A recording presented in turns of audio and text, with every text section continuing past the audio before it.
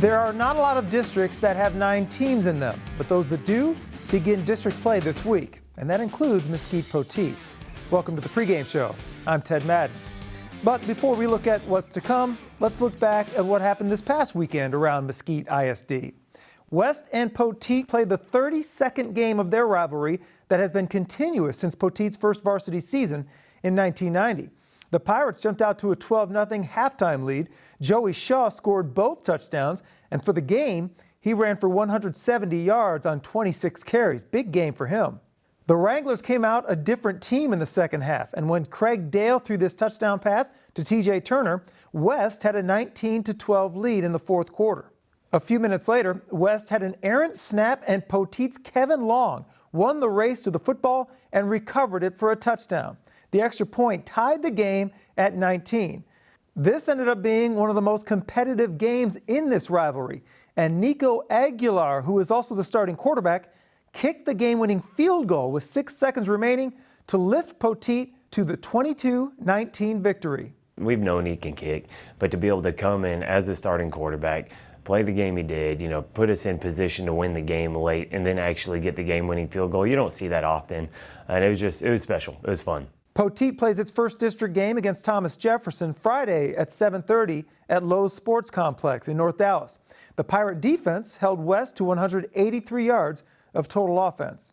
The Wranglers will play their third straight game at Memorial Stadium, this one against Saginaw Chisholm Trail, which is off to a 2-0 start. In their loss to Poteet, Craig Dale threw for 123 yards and a touchdown.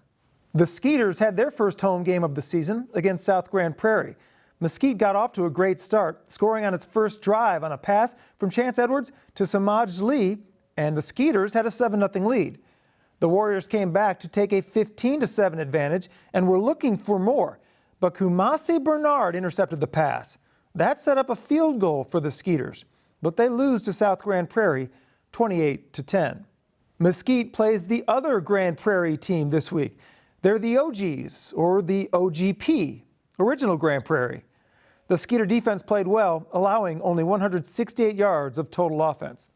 North Mesquite will try to bounce back from their first loss of the season when they play Garland Lakeview Centennial at Homer B. Johnson Stadium. The Patriots are off to a 2-0 start with wins over Arlington Sam Houston and Irving MacArthur. Mesquite Horn will play a home game Friday against Arlington Bowie after their last game against Highland Park was canceled due to COVID. Both teams are looking for their first win. The Horn volleyball team did something special this season, not only hosting a tournament for the first time in Mesquite ISD history, but winning it too. And senior Ryan Henderson hit a milestone with her 1,000th career dig. It's already been a special season for the Lady Jags, and district doesn't start until next week. I feel really strong about the district season. We had a great season last year. We lost some key pieces. One of our girls was our starting middle. She's at University of Maryland Eastern Shore actually playing right now. But we've had a lot of great young kids step up into big roles, and they've been playing volleyball forever. So I'm super excited for this season in this district. That's all the time we have this week on the pregame show. Thank you for supporting Mesquite ISD Athletics, and enjoy your game.